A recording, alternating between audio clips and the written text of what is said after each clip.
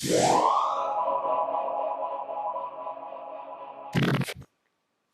what's going on? It's Rowan from OptimizeFX, and today I'm going to be talking about VPSs, or Virtual Private Servers as they are called. Now, I'm going to be talking about the reason why it's good to have one if you're going to be looking at using expert advisors, and some benefits of having one as well. So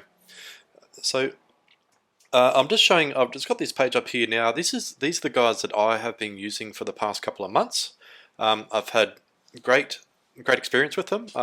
Their servers are quite fast. I haven't had really any issues apart from like sometimes the terminals freeze, but I don't think that's like a problem with the server itself.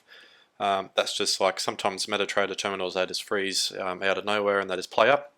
But I'll get into management of your VPS a bit later on in the video. So these guys are good. I'll just quickly run through them and their products. So you've got two products. You've got the VPS or a dedicated server. Now you'd probably go to a dedicated server if you want to run any more than like 20 terminals. Otherwise you just use a VPS plan. So if we have a look in here after it loads, and the reason why I chose these guys out of everyone else is that it's just essentially as value for money. That's all it is, and they have good reviews. So if you have a look here, I just quickly Googled them. I just typed in best FX VPS. Now this is a lot of searching that I did, but these guys come up here, and they've got a rating 4.4 out of 16 reviews. There's not that many reviews.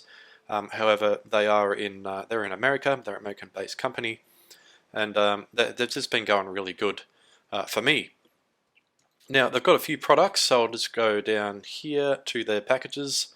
They do have a limited time offer, a 20% discount for all yearly subscriptions. At the moment I'm just doing month to month because the reason being I just wanted to check them out first and see how they were going. So they've got 4 packages here that you can choose on. Now to start, if you only want 1 or 2, probably a maximum of you could probably do 4 terminals. You can start on the Platinum package, which is this one here, and it's $17.99 US a month. Now I'm in Australia, so that works out to be like 25 bucks a month. But the reason why I chose these guys is because you get a lot of RAM for your money. So 3 gig of RAM, 2-core CPU, the Xeon processor, and 60 gig of SSD storage doesn't really matter. It's Windows Server 2012, I think, that what mine is running on, and they've got multiple data center locations. Now that's a really big thing as well, because what you want to do is choose a server or data center location that your broker's closest to. So I'm with Pepperstone, and their data center or their server location is in America on the, I think it's the East Coast. Which is New York or around there, and the reason being is you want the ping time or the milliseconds between when your order is placed and when the server receives it to be as low as possible, so it happens instantaneously. So what you do is you choose a data center location as to where your broker server's location is, and in my case it happens to be in New York, and so I chose New York as my data center location. And then you go up to Diamond package, which is the one I'm using, because at the time I needed about 6 to 8 terminals, and this is the one I use. At the moment I'm only running 3 or 4, but it's good to have an extra couple so you can just do some demo testing on the actual VPS with some settings before taking a robot live with certain settings. And it's best to do that so you know exactly what to expect with your robot. So you can have the exact same account, the exact same VPS, exact same settings, and then you can run that for a few weeks or a month if you like, just to determine that the settings and everything is all going to be great, and that there is no hiccups. Once you're happy with that, then you can move over to a real account and use real money. And then the packages, you just get more RAM and more CPU, obviously, or the rest. So you could go to the Legacy if you want to run up to 20 EAs. I've been talking to these guys, and you could probably run about 20 expert advisors on your legacy, or a bit more if you wanted to. But any more than that, you'd need to go dedicated, and that's for if you're doing a lot of, if you need a lot of terminals going, essentially. Sorry. So I'll just load this one up. So dedicated server means that all the resources are dedicated to your server, and you start at $59 a month for 16 gig of DDR4 RAM, Xeon E3 V2 CPU, dedicated IP. You've got great bandwidth or speed for the internet connection that the server is connected to, 200 gig SSD, 500 megabits per second bandwidth, anti DDoS, which is denial of service. They're attacks that happen to servers. And the best thing with these guys that I found as well is that if you tell them what broker that you are that you're planning to use, they actually set it all up for you. So all you need to do is just log in and open up, obviously, the terminal and put all the details in, which is awesome. Now I'm just going to quickly show you the difference between.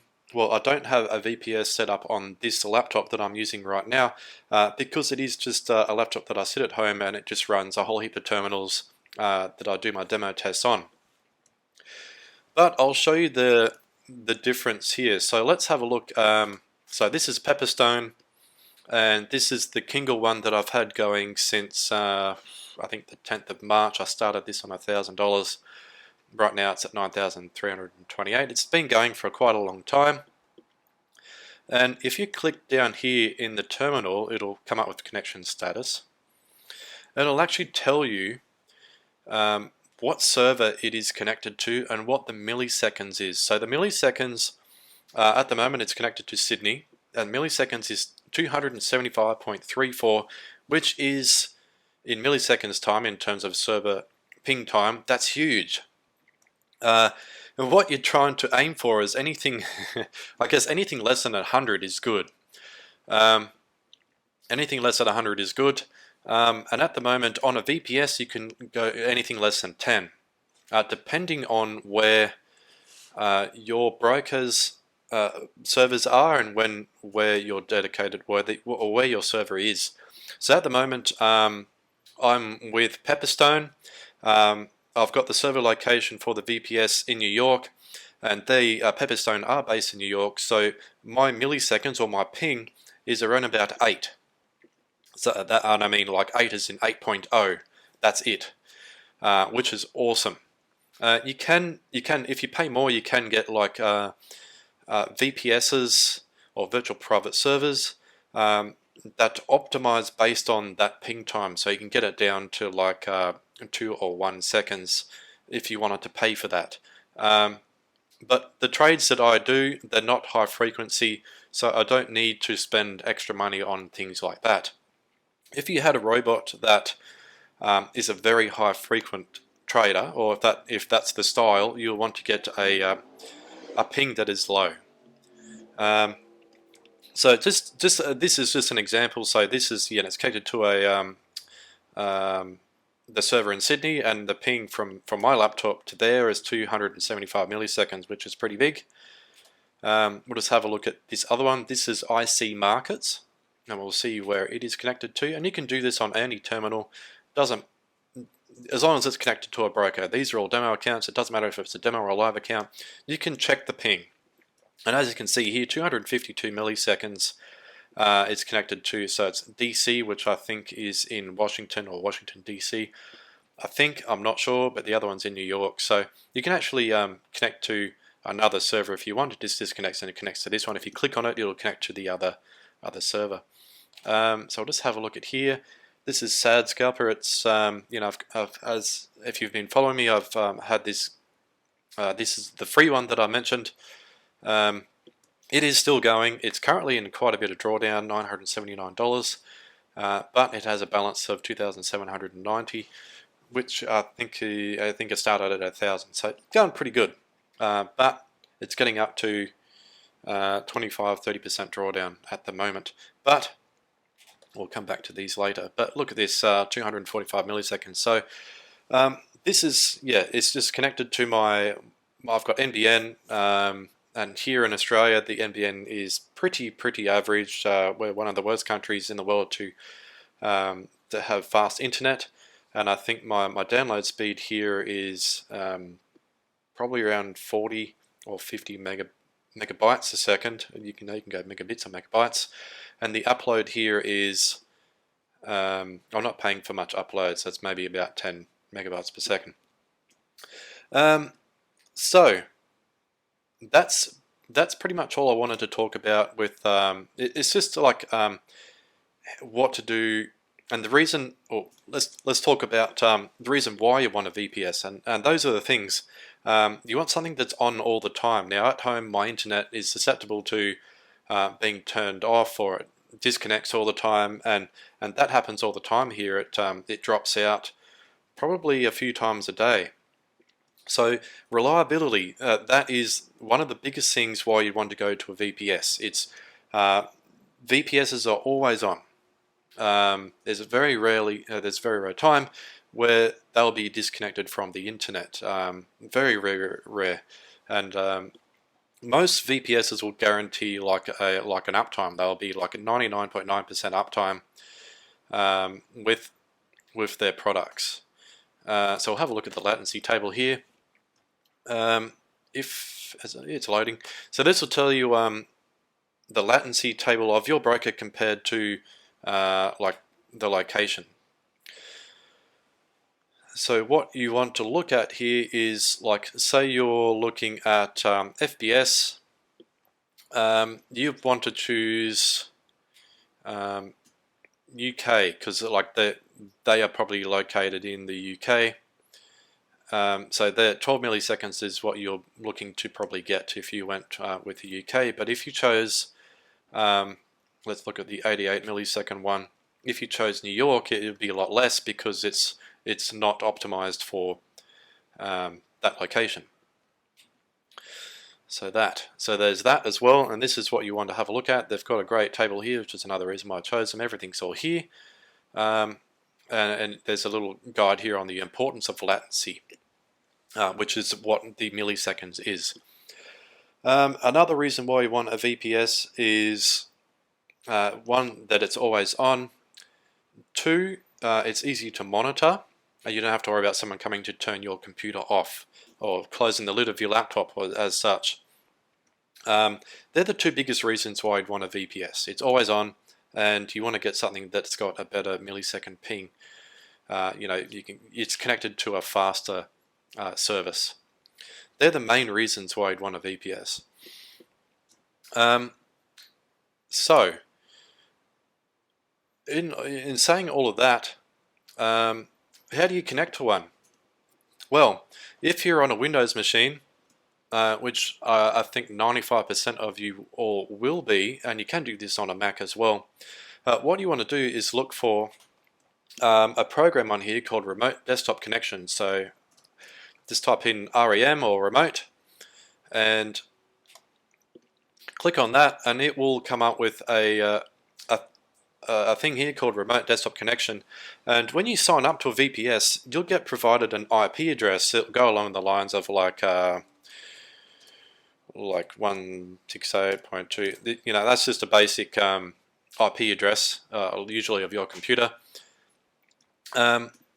But they'll give you an IP address, and if you try and hit connect, you'll be presented with. It'll try and connect to it if it exists, and then you'll be asked for a password. So it's probably not actually going to connect to this as such, because that one doesn't exist. So I'll just hit cancel. But it will just ask you for your password, and then you hit save. If you want to save the password, you can hit a little box there that says save the password, so you don't have to enter it in every time. If it is your personal computer and it is secure, yes, by all means save the password. If your computer is password protected, because you don't want, you're dealing with money. It's a VPS. You want it to be password protected, and if someone steals a computer, you don't want someone to access that. So make sure that's secure as well. That security is a big thing. However, talking about this, what you want to do is you you want your server or your remote desktop connection to talk with your computer, because you'll most likely have, you're probably wondering, how the hell do I get all my EAs and all my settings, or or things to install onto my server? Good question. And how you do that is you need to go into, on a Windows machine, you need to go into Show Options and then Local Resources. So this section here is the one you're wanting to be looking at, and that's Local Devices and Resources. So let's say I want to connect to my VPS through this laptop, and all of my settings and my presets and my EAs are on this computer. And let's say I have them all on C drive. How do I access that on my VPS? At the moment, there's no way to do it.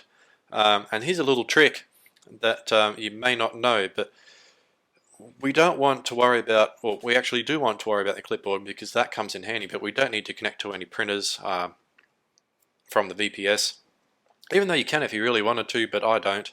But the clipboard can be very handy. But what you want to do is click on More, and then you want to click on Drives, and you want to share the local disk. And I'll show you the reason why. Let's say you have a folder on your local disk called VPS EAs. If you don't have this checked, when you're in your VPS in the remote desktop connection, you won't have access to anything.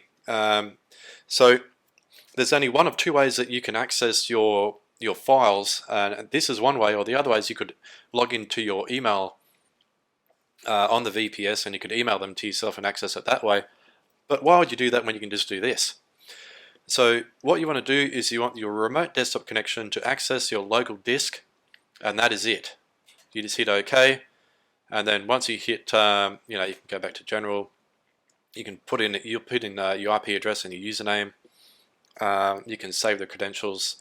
But essentially, that's pretty much all you need to do. You don't need to worry about anything else, I don't believe. You can change the display. There are all these little bits and pieces you can do, but you don't need to worry about any of that, unless the VPS provider wants you to change a few things, which is very rare. I didn't need to myself. So once you do that, you hit Connect, and then you'll log into your server, which is usually probably Windows Server 2008 or 2012 with these guys, and you'll be connected in there, and there'll be just a blank plate. There'll be nothing in there except for probably the terminals that they've installed onto the VPS, and then you use it as a normal Windows machine.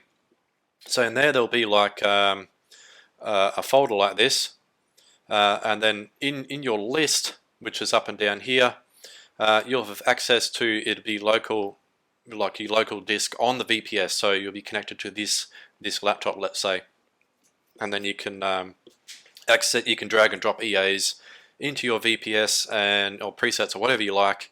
You can access your computer, and that's how they talk to each other. So I hope that helps out with why to use VPS and how to set one up.